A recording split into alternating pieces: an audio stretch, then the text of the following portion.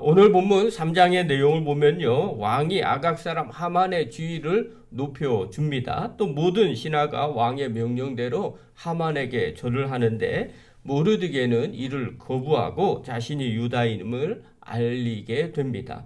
또 모르드게와 유다인을 멸하려는 하만은 왕에게 유대인들이 왕의 법률을 지키지 않으므로 그들을 멸하려고 은 1만 달란트를 바치고 또 그를 없앨 조서를 얻게 된다라는 내용이 오늘 본문의 내용입니다. 오늘 3장은요, 유다인들이 진멸될 위기에 처한 상황을 기록하고 있는 장면입니다. 좀 구체적으로 보겠습니다. 1절 한번 봅시다. 읽겠습니다. 시작. 그 후에 아하수에로 왕이 아각 사람 함므다다의 아들 하만의 지위를 높이 올려 함께 있는 모든 대신 위에 두니. 여기서 그 후에라는 단어는요, 에스더가 왕비가 된 이후를 말하는 겁니다. 또 모르드게가 반역자를 고발한 이후를 이야기를 하죠. 자, 그때 어떤 일이 생겼냐면요, 아각 사람 함므다다의 아들 하만의 지위를 왕이 높여줍니다. 자, 아각 사람이라고 표현을 했어요. 이 아각 사람은 사울에 의해서 죽임을 당한 아멜렉 왕 아각의 후손입니다. 그래서 아각 사람이라고 표현을 한 거예요. 자, 그러면 우리가 전이해를 깔고 갈 필요가 있겠죠. 우리가 만약에 유대인이라면 당연히 아멜렉 사람 그때 당시에 사울이 죽였던 아각 왕의 후손이었어요. 그럼 감정이 어땠을까요? 당연히 좋지 않았을 거예요. 왜냐하면 하나님께서 출애굽을 하셨을 때 광야에서 이스라엘 백성들을 뒤에서 친 민족이 아말렉 민족이었습니다. 하나님은 그 민족을 멸하라고 사울에게 명령을 내렸죠. 그러나 사울은 그 말에 순종하지 않고 그냥 아각 왕만 잡아오게 되죠. 그리고 그를 처형하게 됩니다. 자, 그렇다면 이제 이것을 이스라엘 백성들만 기억하고 있는 것이 아니라 아멜렉 사람들도 당연히 기억하고 있었겠죠. 특별히 아각 왕의 후손이라면 더 기억을 하고 있었을 거예요. 당연히 유대인들에게 악감정을 갖고 있는 것은 지극히 당연한 일이라고 생각을 할 수 있을 겁니다. 우리가 이 부분을 전제로 생각을 해볼 필요가 있어요. 자, 그런데 모르드게라는 사람이 하만에게 절을 하지 않는 일이 발생을 했어요. 자, 2절부터 4절 한번 보십시오. 2절부터 4절입니다. 시작. 대궐문에 있는 왕의 모든 신하들이 다 왕의 명령대로 하만에게 꿇어 절하되 모르드게는 꿇지도 아니하고 절하지도 아니하니 대궐문에 있는 왕의 신하들이 모르드게에게 이르되 너는 어찌하여 왕의 명령을 거역하느냐 하고 날마다 권하되 모르드게가 듣지 아니하고 자기는 유다인임을 알렸더니 그들이 모르드게의 일이 어찌 되나 보고자 하여 하만에게 절하였더라. 자, 모르드게가 절을 하지 않아요, 하만에게요. 근데 이걸 누가 보고 누가 이상하게 생각을 하냐면 왕의 신하들이, 문을 지키고 있는 왕의 신하들이 다 자기네들은 경배하는데 모르드게만 절하지 않는 모습을 보면서 모르드게에게 계속 얘기하는 거죠. 왜 절 안 해? 같이 절을 해. 이렇게 강요를 하는 거죠. 그러니까 모르드게가 하는 얘기가 나는 절할 수가 없어. 유다인이기 때문에 그래. 자, 이 모든 상황들을 누가 지금 되어지고 있냐면요. 문 앞에 있었던 신하들이에요. 이들이 모르드게를 그래? 그러면 너 한번 어떻게 되나 보자. 그러면서 하만에게 전해주게 되죠. 한마디로 말하면 고자질하는 거죠. 자, 그런데 우리가 이 성경을 보면서 그런 생각이 언뜻 들어요. 우리가 유대인이었다면, 또 우리가 아각 사람이었다면, 당연히 악감정이 있는 사람들, 마치 한일 민족 같이 그 악감정이 있는 원수를 만났다, 이렇게 생각을 해서 충분히 이해할 수 있어요. 근데 삼자인 우리 입장에서는 이런 생각이 들 거예요. 아니, 모르드게 그거 가지고 그냥 절하고 말지. 굳이 다른 사람들 다 하는데 그냥 하고 숨기면 유다인 전체가 멸하는, 그리고 죽게 되는 이런 일을 얼마든지 피할 수 있지 않겠어? 그 다음에 절하는 거와 왜 자신이 유다인임을 굳이 밝힐 필요가 있어? 그냥 숨겨도 충분하지 않을까 하는 그런 생각들을 하게 됩니다.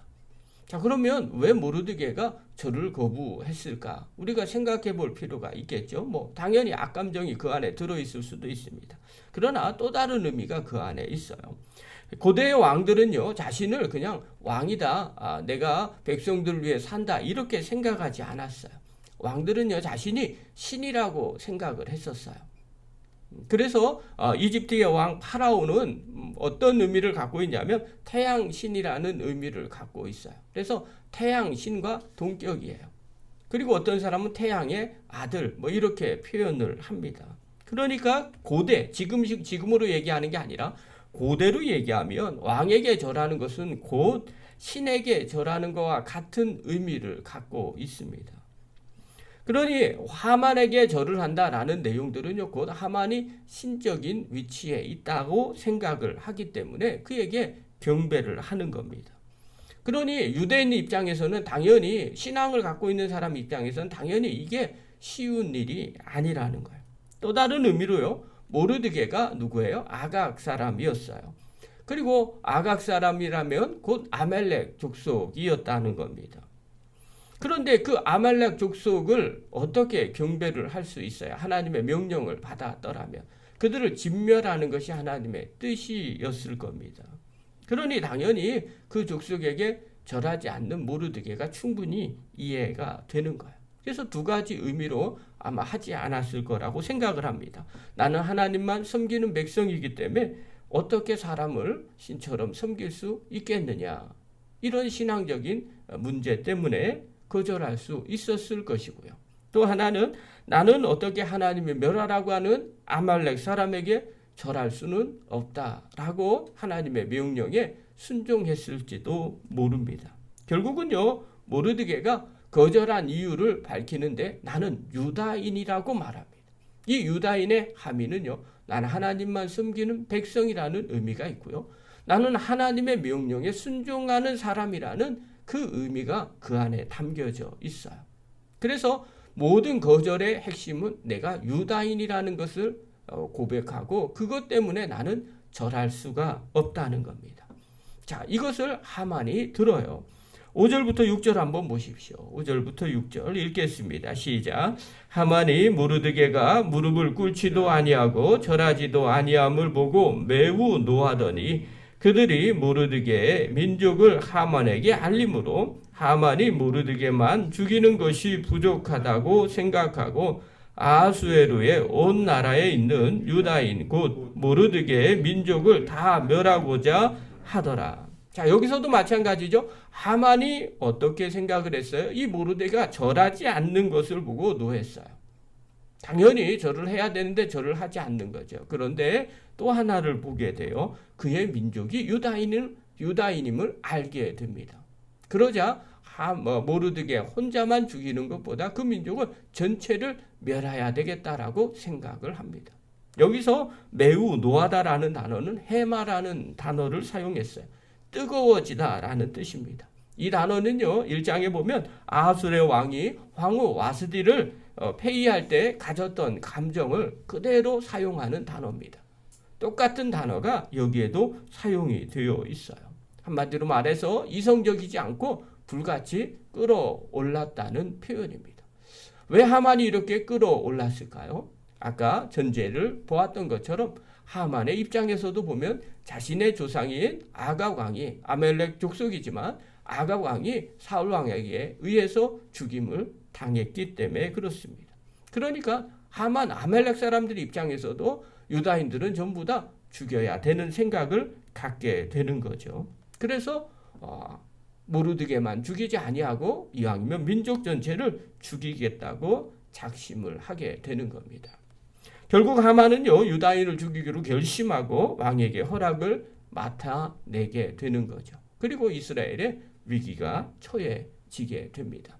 그렇다면 오늘 이 본문을 우리가 살펴보면서 무엇을 봐야 될까요? 하만이 왜 이런 결정을 할까요? 또 모르드게는 왜 이런 결정을 했을까요? 이건 민족 간의 감정일 수도 있습니다. 그러나 또 하나는요, 신앙의 문제입니다. 여기서 우리가 살펴보아야 될 것은요, 성도가 하나님 외에는 무릎 꿇을 대상이 없어야 된다는 겁니다. 우리는 언뜻 보기에 모르드게가 민족 전체를 위기 가운데 몰아넣었다고 생각을 할 수 있습니다. 그러나 이것은요, 민족 전체를 위기 가운데 몰아넣는 것이 아닙니다. 정말 우리가 인생을 살아갈 때 정말 누구에게 무릎을 꿇느냐의 문제죠. 내가 유다인이라면 당연히 난 하나님의 백성입니다. 하나님의 백성이라면 하나님께만 경배하는 사람입니다. 하나님의 명령만 지키는 사람이죠. 우리는요, 때때로 이 정체성을 놓칠 때가 있습니다. 우리가 하나님의 자녀가 되었다는 것, 구원받았다는 것, 너무나 기쁘고 감사한 일입니다. 그렇다면 우리가 구원받은 하나님의 백성이라면 이제 어떻게 살아야 할까요? 누구에게 무릎을 꿇고 경배하면서 살아야 될까요? 당연히 우리는 하나님만 섬기는 사람들입니다. 하나님만 사랑하는 사람들이죠. 그러나 우리의 인생을 뒤돌아보면 우리가 눈 감고 무릎 꿇는 것이 허다합니다. 때로는 돈 때문에, 때로는 명예 때문에, 때로는 권력 때문에, 때로는 정욕 때문에 쉽사리 하나님만 섬기지 않고요, 세상을 섬길 때가 종종 있어요. 여러분, 그것은요, 믿음의 사람의 모습이 아닙니다. 모르드게가 어려움을 겪는 일을 왜 몰랐겠어요? 또 민족 전체가 위기 가운데 있을 거라는 생각을 왜 갖지 않았을까요? 그가 고민하지 않았을까요? 충분히 그도 고민하고 기도했을 겁니다. 그러나 절대로 이 부분은 타협할 수가 없었던 거죠. 그래서 믿음 있는 사람은요, 하나님 외에는 경배하지 않게 됩니다. 다니엘 3장 8절에 보면요, 우리가 다 아는 다니엘과 세 친구의 이야기가 나옵니다. 거기에 보면 왕에게 이야기를 하죠. 왕에게만 절을 하라고 이야기를 합니다. 그때 다니엘의 세 친구는 거절을 하게 됩니다. 다니엘 3장 18절에 보면요, 이렇게 말합니다. 그렇게 하지 아니하실지라도 왕이여, 우리가 왕의 신들을 섬기지도 아니하고 왕이 세우신 금신상에게 절하지도 아니할 줄을 아옵소서. 절대로 자신은 하나님의 백성이기 때문에 왕의 신상 또 왕의 신을 섬기지 않고 절도 하지 않겠다는 겁니다. 그리고 그가 풀무불에 던져 넣음을 받게 되죠. 여러분, 풀무불 속에 들어간다는 거, 그게 목숨을 내어놓는 거와 같은 의미라는 거 왜 몰랐겠습니까? 또 그가 어떻게 될지를 어떻게 알겠습니까? 그럼에도 불구하고 그는 절하지 않게 됩니다. 왜냐하면 그는 하나님의 백성이기 때문에 그렇죠. 성경에 보면요, 예수님도 40일 금식한 후에 사단에게 시험을 당합니다. 마태복음 4장 9절 10절에 보면 이렇게 말하죠. 이르되 만일 내가 엎드려 경배하면 이 모든 것을 내게 주리라. 사단이 천하 만국을 보여주면서 예수님께 딜을 하는 겁니다. 나에게 경배하면 이 모든 걸 다 너에게 주겠다. 그때 예수님께서 뭐라고 말씀하셨는지 다 아실 겁니다. 예수께서 말씀하시되 사단아 물러가라. 기록되었으되 주 너의 하나님께 경배하고 다만 그를 섬기라 하였느니라. 예수님만 섬긴다고 고백하는 거죠. 성경에는 또 하나님의 말씀은 너희 하나님께만 경배하라고 명령하셨다는 겁니다. 그리고 하나님만 섬긴다고 고백하는 거죠. 마치 오늘 모르드게의 신앙과도 같은 겁니다. 사랑하는 성도 여러분, 우리는 어떻습니까? 세상에서 욕망 때문에 혹여나 무너지고 있지는 않습니까? 세상에 부귀에 경배하고 있지는 않습니까? 또 세상의 성공이 최고라고 생각하고 하나님의 백성임에도 불구하고 성공을 경배하고 있지는 않습니까? 또 세상의 재물이 최고라고 생각하면서 또 그것에 경배하고 있지는 않습니까? 성도의 원칙은 한 가지입니다. 하나님만 섬기는 것이에요. 모르드게가 자신이 위험에 처할 줄도 알고 있었습니다. 또 민족이 위험에 처할 줄도 알고 있었습니다. 그러나 분명한 사실 하나는 우리는 유다인이라는 겁니다. 즉 하나님의 백성이고 하나님의 명령을 지키는 사람이라는 겁니다. 그렇기 때문에 모르드게는요, 하나님만 섬기기로 결심하고 하만에게 절하지 않았던 겁니다. 사랑하는 성도 여러분, 힘들어도 우리가 어떻게 신앙생활을 해야 할까요? 하나님의 백성으로 또 하나님을 섬기는 사람으로서 힘들어도 그 하나님만 섬기는 사람이 되어야 합니다. 그런 사람을 하나님은 인정하시고 그런 사람을 믿음의 사람이라고 말하고 계십니다. 오늘도 하루 살아가시면서 내가 늘 하나님의 백성으로서 또 하나님만 섬기는 하나님의 거룩한 종들 되기를 간절히 축원합니다.